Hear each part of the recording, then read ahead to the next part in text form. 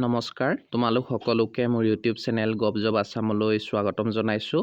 আজিৰ এই ভিডিঅ'ত আমি অষ্টম শ্ৰেণীৰ পাঠ্যপুথিৰ চেপ্টাৰ নম্বৰ 2 অনুজীৱৰ মিত্ৰ আৰু শত্ৰু সকলোবোৰ অনুশীলনী প্ৰশ্ন উত্তৰ আলোচনা কৰিম।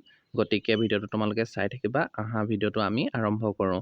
প্ৰথমত কুৱেশ্যনটো আছে 1 নম্বৰটো খালী ঠাই পূৰ কৰা। এতিয়া ক নম্বৰটো দিয়া আছে অনুজীৱবোৰ ডেছৰ সহায়ত দেখা পোৱা যায়। তোমালোকে সকলোৱে জানা যে অনুজীৱবোৰ অতি ক্ষুদ্ৰ আৰু সিহঁতক খালী চকুৰে মনিব পৰা নাযায়। সেইকাৰণে আমি অনুবীক্ষণ যন্ত্ৰৰ নামৰ এটা যন্ত্ৰৰ দ্বাৰা ইয়াক চোৱা হয়। গতিকে উত্তৰটো হ'ব অনুবীক্ষণ যন্ত্ৰ। অনুজীৱবোৰ অনুবীক্ষণ যন্ত্ৰৰ সহায়ত দেখা পোৱা যায়। খ নম্বৰ কুৱেশ্যনটো আছে নীল সেউজ শেলাই বায়ুৰ পৰা পোনপটীয়াকৈ ডেছ গ্ৰহণ কৰি মাটিৰ উৰ্বৰা শক্তি বৃদ্ধি কৰে। নিজ সেউজ শেলাই বায়ুৰ পৰা পোনপটীয়াকৈ নাইট্ৰজেন গ্ৰহণ কৰি মাটিৰ উৰ্বৰা শক্তি বৃদ্ধি কৰে। এতিয়া গ নম্বৰ কুৱেশ্যনটো আছে ডেছৰ সহায়ত সুৰা প্ৰস্তুত কৰা হয়। তোমালোকে সকলোৱে জানা ইষ্টৰ সহায়ত সুৰা প্ৰস্তুত কৰা হয়। ঘ নম্বৰটো দিয়া আছে ডেছৰ দ্বাৰা কলেৰা হয়।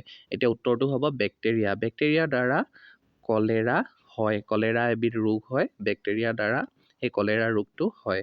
এতিয়া 2 নম্বৰ তোমালোকৰ প্ৰশ্নটো কৰিবলৈ দিছে, শুদ্ধ উত্তৰ চিন দিবলৈ দিছে। এতিয়া ক নম্বৰটো আছে চেনি সুৰা হাইড্ৰক্লৰিক এচিড অক্সিজেন প্ৰস্তুত কৰিবলৈ ইষ্ট ব্যৱহাৰ কৰা হয়।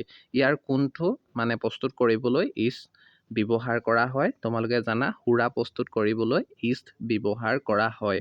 খ নম্বৰটো দিয়া আছে ছডিয়াম বাইকাৰ্বনেট ষ্টেপোমাইচিন সুৰা ইষ্ট এবিধ এণ্টিবায়টিক। ইয়াৰ ভিতৰত কোনটো এটা এণ্টিবায়টিক? তোমালোকে জানা ষ্টেপোমাইচিন এবিধ হৈছে এণ্টিবায়টিক।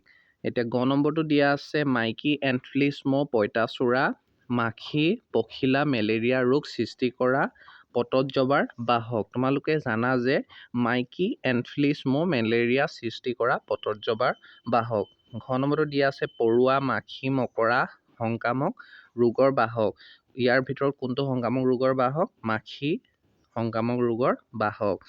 ঙটো দিয়া আছে তাপ গুৰি কৰা ইষ্ট কোষৰ বৃদ্ধি ময়দা মৰাৰ বাবে পাওৰুটি বা ইডলিৰ লদা ওফন্দি উঠে।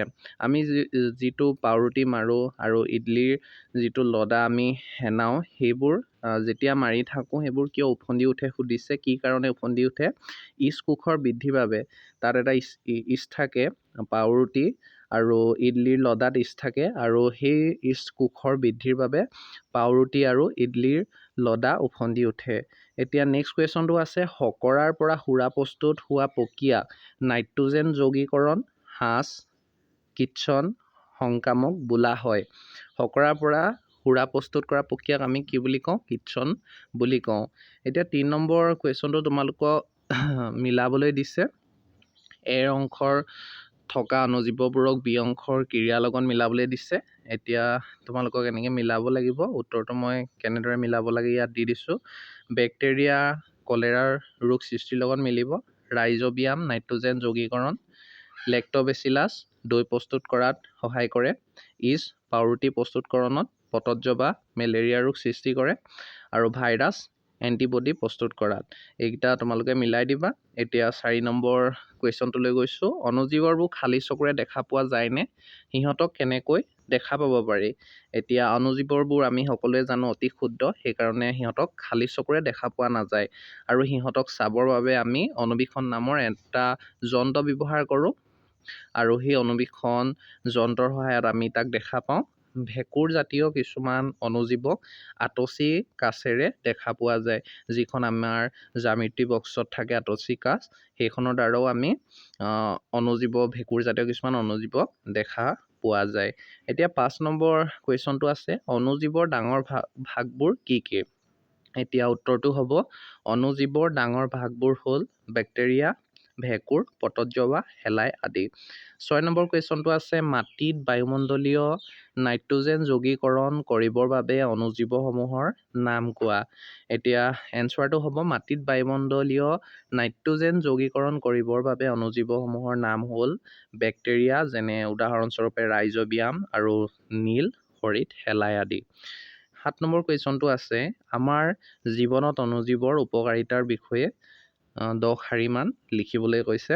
এতিয়া উত্তৰটো এনেদৰে লিখিব পাৰিবা তোমালোকে। আমাৰ জীৱনত অনুজীৱৰ উপকাৰিতাবোৰ হ'ল 1 নম্বৰতে দৈ, পাউৰুটি, কেক আদি প্ৰস্তুতকৰণত অণুজীৱ ব্যৱহাৰ কৰা হয় আৰু কিছুমান বেক্টেৰিয়া যেনে নীল সেউজ শেলাই বায়ুমণ্ডলীয় নাইট্ৰোজেন স্থিৰীকৰণ কৰি মাটিত নাইট্ৰোজেনৰ পৰিমাণ বঢ়াই উৰ্বৰতা বৃদ্ধি কৰে। সুৰা, মদ আৰু ভিনেগাৰ আদি ব্যৱসায়িক ভিত্তিক প্ৰস্তুত কৰাৰ বাবে অণুজীৱ ব্যৱহাৰ কৰা হয়। বিভিন্ন ৰোগ নিবাৰণৰ কাৰণে ব্যৱহাৰ হোৱা এণ্টিবায়'টিক বেক্টেৰিয়া, ভেঁকুৰ আদি কিছুমান নিৰ্দিষ্ট অণুজীৱ বিকশিত কৰি প্ৰস্তুত কৰা হয়। কলেৰা, যক্ষ্মা, বসন্ত, হেপাটাইটিছ আদি বহুতো ৰোগ প্ৰতিষেধক ছিটা দি প্ৰতিৰোধ কৰিব পাৰি। আৰু 6 নম্বৰতে আছে অণুজীৱবোৰ মৃত উদ্ভিদ আৰু প্ৰাণীৰ দেহত থকা জৈৱিক পদাৰ্থবোৰ পচন ঘটাই সৰল পদাৰ্থলৈ ৰূপান্তৰ কৰে। এই সৰল পদাৰ্থবোৰ উদ্ভিদ বা প্ৰাণীয়ে পূৰ্ণ ব্যৱহাৰ কৰিব পাৰে। এতিয়া নেক্সটটো আছে অণুজীৱবোৰ অনিষ্টকাৰী আৰু দুৰ্গন্ধযুক্ত পদাৰ্থবোৰ পচাই পৰিৱেশ নিৰ্মল কৰে। এইবোৰেই হৈছে উপকাৰিতা, অণুজীৱসমূহৰ উপকাৰিতা। ইহঁতৰ বিষয়ে ইমান লিখিলেই হ'ব। এতিয়া নেক্সট কুৱেশ্যনটো হৈছে অণুজীৱৰ অপকাৰিতাৰ বিষয়ে চমুকৈ লিখিবলৈ কৈছে। আমি ওপৰত উপকাৰিতাৰ বিষয়ে লিখিলোঁ, এতিয়া অপকাৰিতাৰ বিষয়ে লিখিবলৈ কৈছে। অপকাৰিতা তোমালোকে এনেদৰে লিখিব পাৰিবা। চোৱা, বিভিন্ন ধৰণে কিছুমান অণুজীৱে আমাক অপকাৰ কৰে। মানুহৰ মাৰাত্মক কিছুমান ৰোগ যেনে যক্ষ্মা, কলেৰা, টাইফয়েড, নিউমোনিয়া আদি ৰোগ বেক্টেৰিয়াই সৃষ্টি কৰে। পলিঅ', বসন্ত, এনকেফেলাইটিছ আদি ভয়ানক ৰোগ ভাইৰাছৰ দ্বাৰা সৃষ্টি হয়। প্ৰাণী আৰু উদ্ভিদৰো নানা ধৰণৰ ৰোগ সৃষ্টি কৰি অণুজীৱবোৰ আমাক অশেষ ক্ষতি কৰে।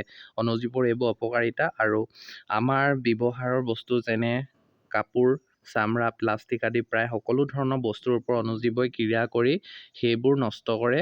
ইয়াৰ উপৰিও অণুজীৱবোৰ খাদ্যৰ পচন ঘটায় আৰু খাদ্যৰ ওপৰত বিষক্ৰিয়া সৃষ্টি কৰে। এনেদৰে আমাক অণুজীৱই অপকাৰ কৰে। তোমালোকে এইখিনি লিখিলেই সম্পূৰ্ণ ইয়াৰ যিমান মাৰ্কছ থাকে পাবলৈ সক্ষম হ'বা। এতিয়া 9 নম্বৰ কুৱেশ্যনটো আছে এণ্টিবায়'টিক কি? এণ্টিবায়'টিক গ্ৰহণ কৰোঁতে কি কি সাৱধানতা অৱলম্বন কৰিব লাগে? এণ্টিবায়'টিকৰ ডেফিনেশ্যনটো হৈছে ৰোগ সৃষ্টিকাৰী অণুজীৱক ধ্বংস কৰিবলৈ কিছুমান নিৰ্দিষ্ট অণুজীৱ বিকশিত কৰি প্ৰস্তুত কৰা ঔষধবোৰ এণ্টিবায়'টিক বোলে। এতিয়া এণ্টিবায়'টিক গ্ৰহণ কৰোঁতে কি কি সাৱধান হ'ব লাগে তাৰ বিষয়ে লিখিছোঁ। ডাক্তৰৰ পৰামৰ্শ মতে এণ্টিবায়'টিক গ্ৰহণ কৰিব লাগে। ডক্তৰে দিয়া নিৰ্দিষ্ট নিৰ্দেশ অনুসৰি দৰৱৰ কোৰ্চ শেষ কৰিব লাগে। অপ্ৰয়োজনীয়ভাৱে এণ্টিবায়'টিক গ্ৰহণ কৰা উচিত নহয়, কাৰণ শৰীৰত থকা উপকাৰী অণুজীৱৰো মৃত্যু হ'ব পাৰে। গতিকে ইমানেই কুৱেশ্যন আছিল, সকলো উত্তৰ ইয়াত সলিউশ্যন কৰা হৈ গ'ল। গতিকে ভিডিঅ'টো যদি ভাল পালা এটা লাইক কৰিবা আৰু চেনেলটো ছাবস্ক্ৰাইব কৰি থবা, যাতে মোৰ ভিডিঅ'সমূহ তোমালোকে পাই থাকা। এনেদৰে সম্পূৰ্ণ তোমালোকৰ অনুশীলনী প্ৰশ্ন উত্তৰ দিবলৈ চেষ্টা কৰিম। গতিকে আজিৰ ভিডিঅ'টো ইমানেই। ধন্যবাদ।